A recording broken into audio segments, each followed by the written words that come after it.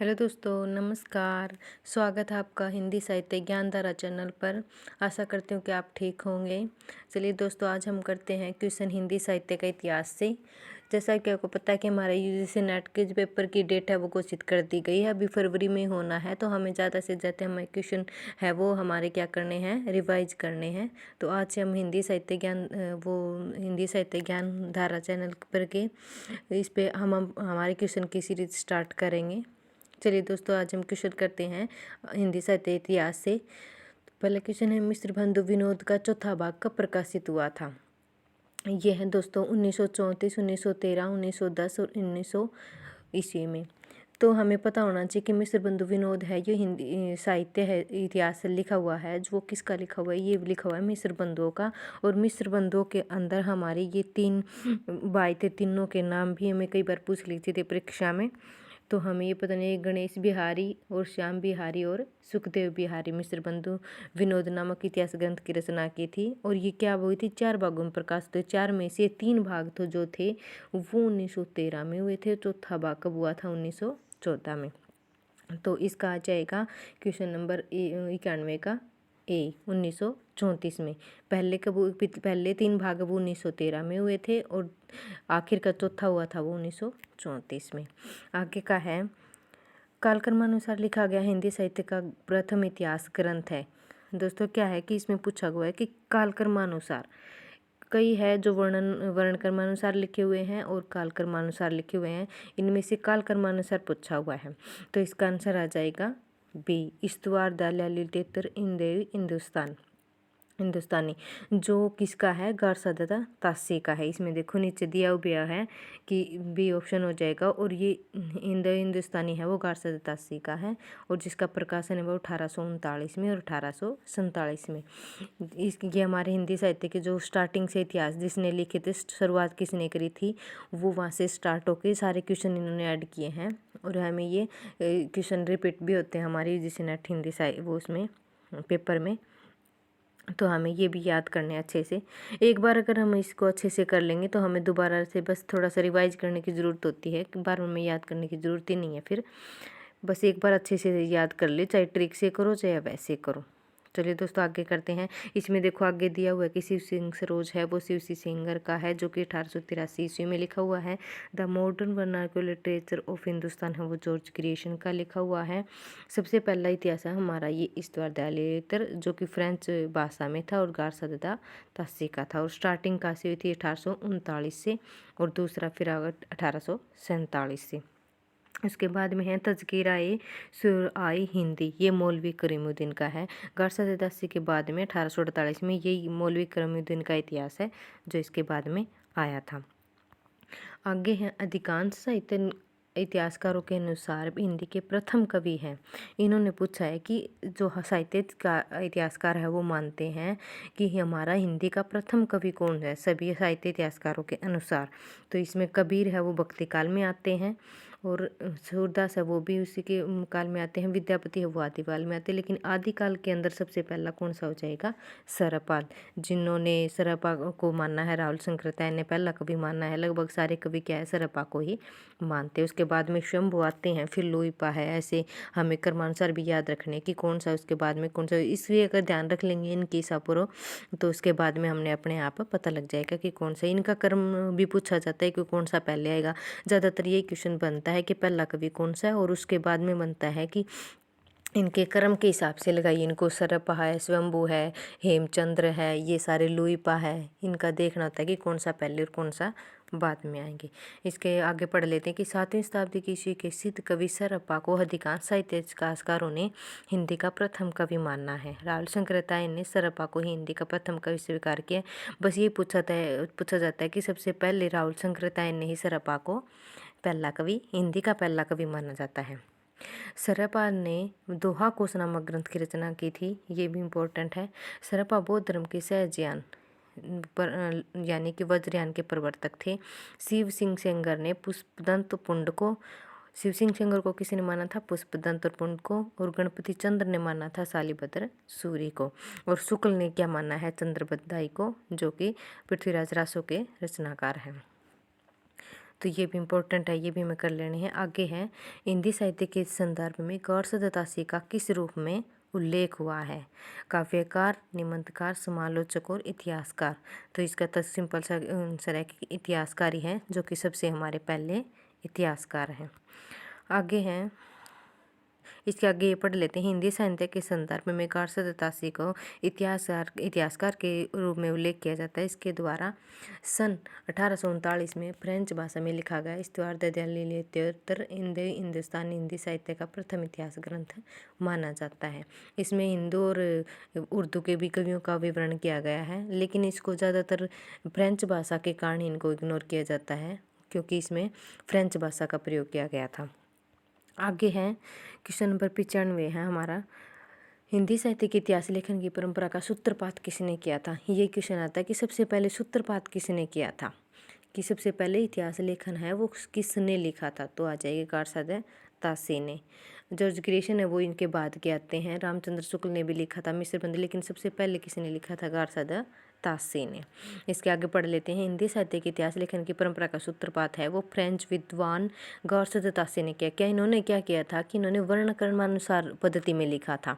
पद्धतियाँ हमारी 2-3 है इतिहास लेखन की, जो कि विधेयवादी है वो रामचंद्र शुक्ल ने की थी, इन्होंने वर्णानुक्रम पद्धति की थी। आगे कालक्रमानुसार जॉर्ज ग्रेशन ने की थी। तो ये पद्धतियों के हिसाब से भी हमें राइटर को याद रखना है।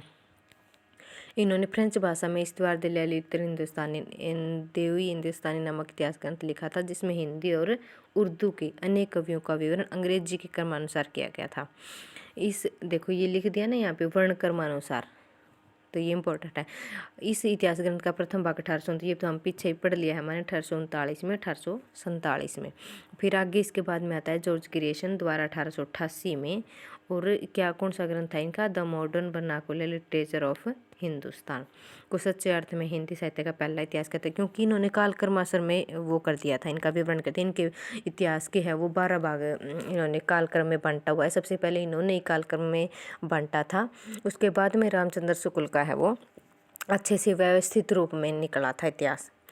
आगे है मिश्र बंधु द्वारा लिखा गया इतिहास ग्रंथ मिश्र बंधु विनोद द्वारा 4 भागों में। ये तो हमने क्वेश्चन एक जो शुरुआत में किया था वो क्वेश्चन है, 4 भागों में हुआ था, जो कि 13 और 34 में 1913 और 34 में प्रकाशित हुआ था। उसके बाद में हिंदी साहित्यकार लेखन की परंपरा में आचार्य रामचंद्र शुक्ल ने 1929 ईस्वी में काशी नगरी प्रचारणी सभा द्वारा प्रकाशित हिंदी शब्द सागर की भूमिका के रूप में लिखा गया इतिहास ग्रंथ है हिंदी साहित्य का इतिहास, जो कि हिंदी का सर्वोच्च इतिहास ग्रंथ है। इससे हिंदी साहित्य के इतिहास जो रामचंद्र शुक्ल का है उससे भी बहुत ज़्यादा क्वेश्चन एज इट इज उनमें से लाइन उठा ली जाती है और हमसे पूछी जाती है पेपर में। तो हमारा सबसे पहले गौर सदतासी हो गया, उसके बाद में ग्रेशन हो गया, उसके बाद में मिश्र बंधु भी आते हैं, और फिर उसके बाद में इम्पोर्टेंट हमारे रामचंद्र शुक्ल, जो कि हिंदी साहित्य का इतिहास है रामचंद्र शुक्ल का। वो उसका जो पहला रूप है वो पहले शब्द सागर के रूप में वो हुआ था, भूमिका के रूप में लिखा गया। तो उसके बाद में इसका नामकरण क्या हुआ है, हिंदी साहित्य का इतिहास है वो उसके नाम से प्रकाशित हुआ था। आगे है हिंदी साहित्य के इतिहास ग्रंथ हिंदी साहित्य विमर्श के लेखक कौन है? हिंदी साहित्य विमर्श के योगी हरि है, सूर्यकांत शास्त्री है, डॉक्टर हजारी प्रसाद द्विवेदी हैं और पद्म पुन्नालाल बख्शी हैं। हिंदी साहित्य विमर्श के कौन है? हमारे पद्मलाल पुन्नालाल बख्शी, ये हो जाएगा। सूर्यकांत का तो विवेचना वाला है, हिंदी साहित्य का विवेचनात्मक इतिहास है। योगी हरि का भी है इतिहास तो, और डॉक्टर हजारी प्रसाद द्विवेदी के इतिहास ग्रंथ तो नहीं, लेकिन उन्होंने 3 ग्रंथ है वो ऐतिहासिक ग्रंथ ही माने जाते हैं। तो इसके भी 3 हैं, आगे इसमें पढ़ेंगे हम। हिंदी साहित्य विमर्श के लेखक है पद्म पुन्नालाल बख्शी है। इनकी प्रसिद्ध ग्रंथियाँ हैं पुन्नालाल बख्शी की हैं ये 3 ग्रंथ है वो। विश्व साहित्य, हिंदी कथा। हिंदी साहित्य का नए इतिहास ग्रंथ इस प्रकार हैं। ब्रजमाधुरी सार, ब्रजमाधुरी सार किसकी है? योगी हरि की। आगे है हिंदी साहित्य का विवेचनात्मक इतिहास,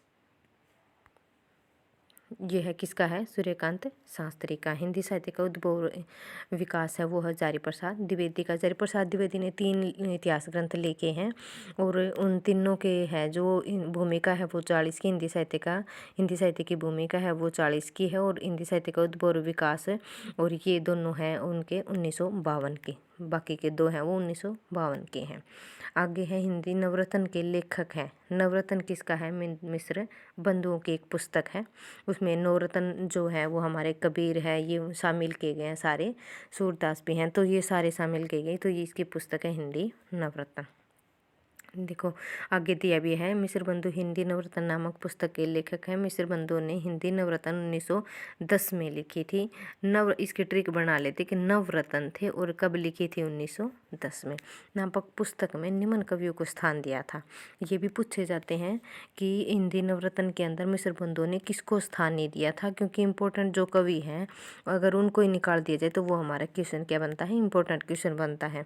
तो तुलसीदास है, सूरदास है, महाकवि देव है, बिहारी लाल हैं, त्रिपाठी बंधु हो जाएंगे, भूषण और मतीराम है, जिनके अंदर त्रिपाठी बंधु में आते हैं भूषण और मतीराम। केशवदास है, कबीरदास है, चंद्रप्रदाय है, भारतेंदु हरिश्चंद्र है। हमारे वैसे तो ये कबीरदास है सबसे इम्पोर्टेंट है, लेकिन उन्हें कबीरदास को पूछा जाता है कि कबीरदास को कौन सा स्थान दिया है, तुलसी और सूर के साथ में स्थान क्यों नहीं दिया है? क्योंकि इन्होंने कबीरदास को तुलसी और सूर के बाद में ही, उसके बाद में इनके योग्य कवि माना है मिश्र बंधुओं ने। आगे है सूची 1 का सूची 2 से मिलान कीजिए, दिए गए कूट से सही उत्तर का चयन कीजिए। हिंदी शब्दानुशासन के लेखक कौन थे? चलो ये वाला क्वेश्चन कट गया तो हम आगे कर लेते हैं। हिंदी शब्दानुशासन के लेखक कौन है? ये तो हमें पता भी है और ये इम्पोर्टेंट भी है हमारा। तो हेमचंद्र है। हेमचंद्र हमारे 14वीं शताब्दी के हैं। तो हिंदी शब्दानुशासन के कौन है लेखक? हेमचंद्र। कामता प्रसाद गुरु का भी है इतिहास व्याकरण ग्रंथ है, और किशोरीदास वाजपेयी का भी व्याकरण ग्रंथ है। तो ये आंसर हो जाएगा हमारा डी, शब्दानुशासन। ये नहीं होएगा, इसका व्याकरण हिंदी शब्दानुशासन पूछा है। हाँ, हिंदी शब्दानुशासन पूछा है तो हमारा क्या हो जाएगा? किशोरीदास वाजपेयी। इसका भी है, हेमचंद्र का भी शब्दानुशासन है। तो आगे हम पढ़ लें। देखो हिंदी शब्दानुशासन के लेखक किशोरीदास वाजपेयी हैं, जबकि कामता प्रसाद गुरु की प्रसिद्ध कृति है हिंदी व्याकरण। हेमचंद्र की कृति है शब्दानुशासन। देखो ये देखने योग्य बातें हैं, ध्यान देने योग्य बातें हैं कि हिंदी शब्दानुशासन है वो किसकी है? किशोरीदास वाजपेयी की है। और सिद्धि अकेला शब्दानुशासन है वो किसका है? हेमचंद्र का। ये भी व्याकरण ग्रंथ है। और धीरेन्द्र वर्मा की है वो ब्रजभाषा व्याकरण। धीरेन्द्र का क्या हो जाएगा? ब्रजभाषा व्याकरण। तो इसका आंसर हो जाएगा हमारा डी, किशोरीदास वाजपेयी का। हिंदी का प्रथम व्याकरण लिखने वाले विद्वान क्या पूछा है कि हिंदी का प्रथम व्याकरण लिखने वाले विद्वान पूछा है, तो इसमें आ जाएगा जेसुआ कैटलर। इसमें प्रथम पूछा है हिंदी का, तो क्या हो जाएगा हमारा? जेसुआ कैटलर। जेसुआ कैटलर का हिंदुस्तानी ग्रामर नाम से 1698 को हिंदी का प्रथम व्याकरण ग्रंथ माना जाता है। इसकी पुस्तक का क्या नाम है? हिंदुस्तानी ग्रामर, और 1698 को हिंदी का प्रथम व्याकरण ग्रंथ माना जाता है। आगे है ए हिस्ट्री ऑफ हिंदी लिटरेचर के लेखक हैं। हिस्ट्री ऑफ हिंदी लिटरेचर के लेखक कौन है? ये फ्रैंक ई के, इनका पूरा नाम भी इसमें दिया हुआ है। हिस्ट्री ऑफ हिंदी लिटरेचर के लेखक है वो फ्रैंक ई के है। और जो जॉर्ज इब्राहिम ग्रेशन के ने the modern vernacular literature of Hindustan लिखा था। आचार्य रामचंद्र शुक्ल ने हिंदी साहित्य का नामक पुस्तक, इन्होंने जो इसे ऑप्शन में दिया है उनका भी आगे दिया है। फिर आचार्य रामचंद्र शुक्ल ने द्वितीय उत्थान का समय कब से कब तय किया था? आचार्य रामचंद्र शुक्ल ने द्वितीय उत्थान का, प्रथम उत्थान और द्वितीय उत्थान उन्होंने आगे इसके भेद किए हैं। तो इतिहास में उसमें से द्वितीय उत्थान का समय पूछा है, तो इन्होंने किया था 1893 से 1918 का। आचार्य रामचंद्र शुक्ल का समय विभाजन इस प्रकार है। प्रथम उत्थान है वो 1925 से 1950 तक ये दिया है, और इसके आगे ईस्वी में दिया 1868 से 1892 ईस्वी में। द्वितीय उत्थान है वो 1950 से 75 तक, 1893 से 1918 तक। तृतीय उत्थान है वो 1918 से अब तक। आगे है ये रामचंद्र शुक्ल के इतिहास से लिया गया है क्वेश्चन भी। 84 नंबर का क्वेश्चन है। यद्यपि मैं खुद है वो उर्दू का पक्षपाती हूँ, लेकिन मेरे विचार में हिंदी का विभाषा या बोली कहना उचित नहीं। ये किसके कथन है पूछे हैं? तो ये हो जाएगा गारसादे तासी की। चलिए दोस्तों, आज हम इतने क्वेश्चन करते हैं, कल हम और क्वेश्चन इतने ही करेंगे। थैंक यू दोस्तों। अगर वीडियो पसंद आती हो तो हमारे कमेंट करके ज़रूर बताएं, और हमारे चैनल को सब्सक्राइब करें। थैंक यू, धन्यवाद।